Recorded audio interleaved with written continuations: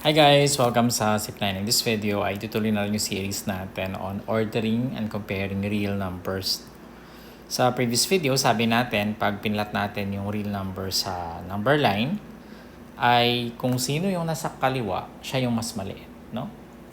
So using that concept, ay compare natin yung mga numbers dito sa practice exercises natin. For number 1, we have negative 4 and 0. Nasaan ang negative 4? Nandito siya, no? Tapos yung 0 ay nandito. So, ang negative 4 ba ay nasa kaliwa o nasa kanan ng 0? Nasa kaliwa siya, no? So, mas maliit siya.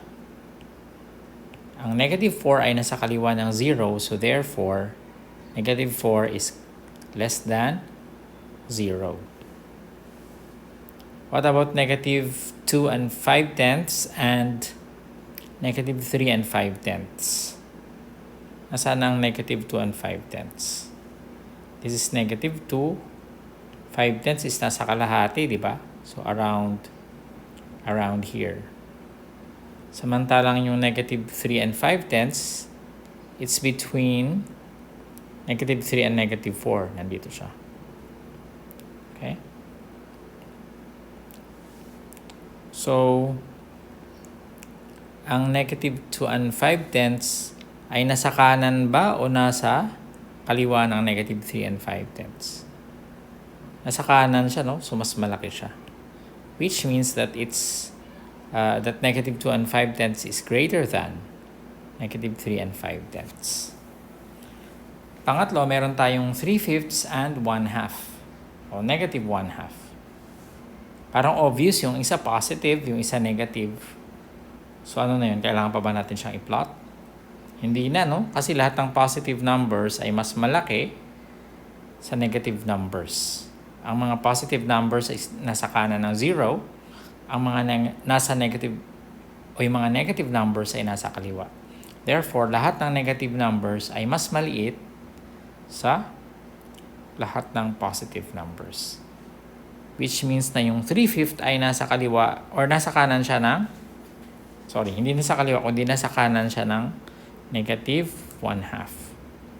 Which means that negative 3/5 is greater than negative 1/2. Negative 11 tsaka negative 10. No? Pag tinuloy ba natin to? Pag tinuloy natin to sa kaliwa, anong mauuna? Negative 11 or negative 10. So, nakaganito siya, no? So, negative 5, negative 6, negative 7, negative 8, negative 9, negative 10, negative 11. Yung negative 11 ba ay nasa kanan o nasa kaliwa ng negative 10?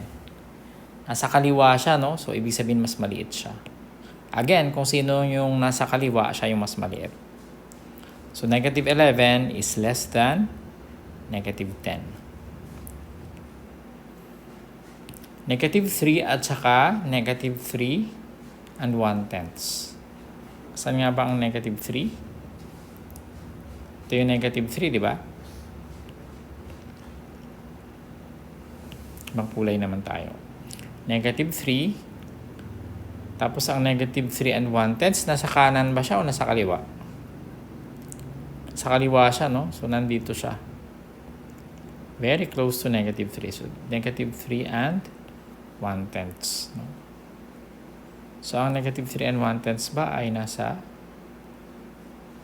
Ang negative 3 ba? Lagi natin titignan to, no? Yung una. Ang negative 3 ba ay nasa kanan o nasa kaliwa? Nasa kanan siya, no? Ito yung negative 3.